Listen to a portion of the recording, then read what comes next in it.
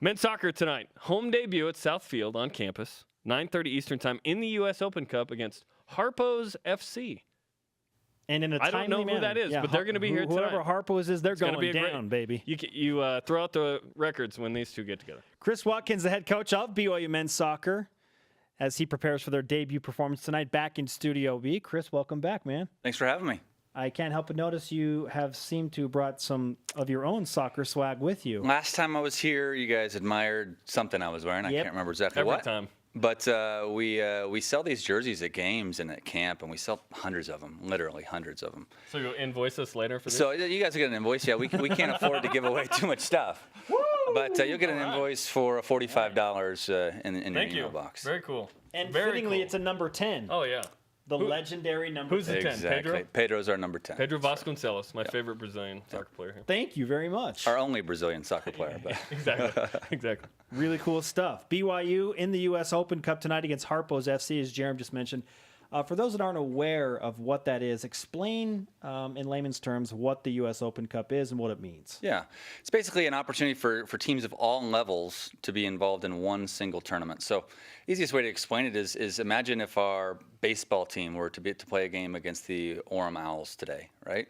But if they won that, they would play the Salt Lake Bees. And if they won that game, they would play the Anaheim Angels. So that's exactly the circumstance we find ourselves in today.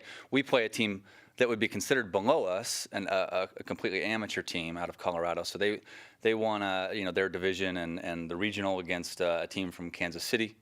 And so they come out of the Midwest region basically to play us. How many games would you have to win to play an MLS team? It depends on the draw, but it could be if we won 2, the third game could be an MLS Really? team. Yeah. That's not too far down the road. Yeah. Okay, so winner of this one, do you know who you'd play? Yeah, we play the Colorado Springs Switchbacks, which is a team that plays in and has played against the Real Monarchs, so they're in the same division as them, so kind of a AAA type team.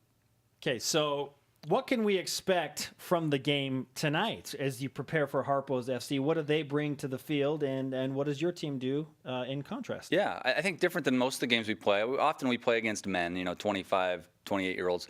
These guys are going to be, the average age is going to be a little bit higher than that. So I think we're going to see a team that has a little bit more experience than us. Resumes are going to look good. They're former pros or great players that are just live in the Denver area that get together to play on this team. So experience-wise, they might have a little edge, but I think in youth and quickness, I think we'll have the edge. So we'll see how that plays out. BYU men's soccer is unique in that it's a semi-pro team, the only college team that plays in the Premier Development League, sort of like single A, I guess, soccer. Mm-hmm. How is the PDL fit for BYU going?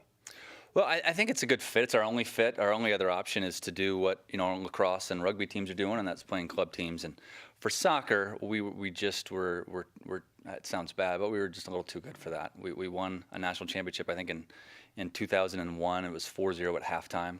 Whoa. And the celebration at the end was almost non-existent. It was just kind of like, yeah, we won. And so it made sense to switch it up a little bit. It made sense to challenge our athletes a little bit more. And we have the kind of players who want to come to BYU for all the right reasons. And so we made the switch, and it's been difficult. I think back then we'd lose a game every other year. And I thought I was the greatest coach ever, and I didn't know why I wasn't coaching Barcelona, right?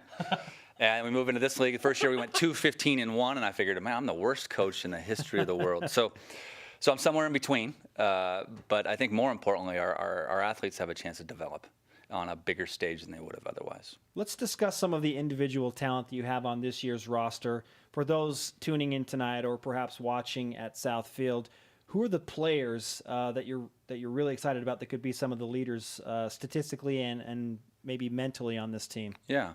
Well, we don't return a ton from last year. So our 2014 team qualified for the Open Cup.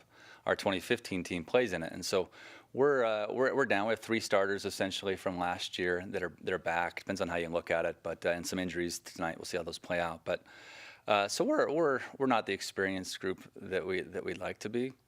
But Pedro, returning starter, at least most of last year, and he was injured a little bit, but he would have been a full-time starter last year. And he married Michelle Murphy of the women's soccer team. Yeah, I think that's the 16th marriage between teams actually over my 20 years around. That's serious number, 16? Yeah. Wow. Oh yeah, it happened. It used to happen when the men played in the fall and the women played in the fall. There was a lot more commingling, for lack of a better word. It used to happen once or twice a year, and now that the men are playing in the summer and the women are in the fall, it doesn't happen quite as often, and I don't care. It doesn't matter to me. But you had Johnny Linehan and Marissa Nimmer. Yep. You had that connection last week. Yeah, exactly. So we get a few of those, and Johnny seems like a good guy as well. Seems all right. Hey, stop with the commingling. We got work to do on the field. As long as you win. Chris Watkins, head coach of BYU men's soccer, with us in Studio B. We're always interested in knowing what your former players are doing, or whether it be, professionally in the soccer game, or guys like Garrett G, who are making it big business-wise. But what's the latest on some of the BYU men's soccer alums and their careers? Yeah. Well, Garrett G is probably a good example, a guy that you'll see in the lineup tonight. I don't know how public it is, but he was he's working and doing his thing and sold his business and is pretty much retired now and goes to school a little bit. That? But he's done. Yeah. So life's good for him. And retired? He's like 25. He's retired. Yeah, I think he's looking for other things to do, but I don't think there's any need to work. You should see him. He's refining his body like every day. He has a blog on his fitness, right? Yeah. And so yesterday we had a team meal at my house, and we had it catered, but I had to ask for a salad because at the end of this thing, I've got all the spaghetti and calamari and all this stuff, and it looks great, right? And I thought, gee, he's not going to eat any of this stuff. I don't know what he eats, but I know carbs aren't one of them. So I go ahead and buy this salad, and sure enough, he's eating this, rabbit food the whole time. So. If I were him, I would just walk around with my shirt off all day. Yeah, I'd be that guy. But the men's soccer team also might be the only team that plays against people who are older than them. Yeah. BYU's typically the older team. Sure. And in this case, how does BYU's, age and experience and talent stack up against these other PDL teams? Well, I think experience-wise, we're probably a little bit behind the eight ball. I mean, generally the PDL is for two people. It's either for guys who maybe were drafted and didn't stick and are trying to find a place, or they're for college, all-conference and all-American type players to play during the summer. And so our players are generally, I think as a Division I team, we would be very competitive. I think we'd do very well in the West Coast Conference for sure. But in the West Coast Conference, we generally don't have the talent as our opponents do. But we come together and we work together a lot more. We train together from the 1st of January, and so we try to make up for it with a lot of hard work. Okay, so you have one half of your job description, which is the head coach of BYU men's soccer. That's a volunteer job, actually. Okay, volunteer job that requires a ton of time. And then you are officially the associate head coach of BYU women's soccer. And you're busy year-round.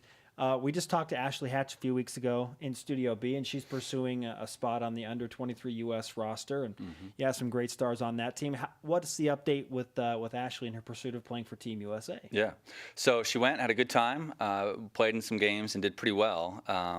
They gave her a little bit of feedback, thought she did well, but have no commitments as far as anything further. Okay.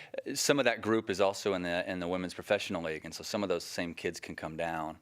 And so I think they've got to make some decisions. Ashley Hatch can score with the best of them, and hopefully she got a chance to really prove that in that camp. If not, she can, and I hope she does get that opportunity because that girl can score goals, and no coach scores too many goals. True. That's exactly right. So she wasn't cut per se, but no commitments? Yeah, definitely not cut, and given some good feedback where hopefully she'll be back again. Gotcha. Yeah. Which team do you support in the world? In the world, it's going to sound bandwagon now, and I feel bad saying it, but FC Barcelona always have. Barcelona. That's right. Yep. So they're awaiting what, Real Madrid, Juventus today? Today, yeah.